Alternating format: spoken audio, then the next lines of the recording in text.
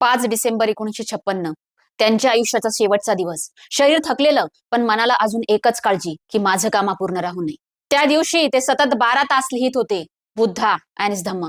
डोळ्यात वेदना होती, शरीर साथ देत नव्हतं, तरीही ते लिहित राहिले.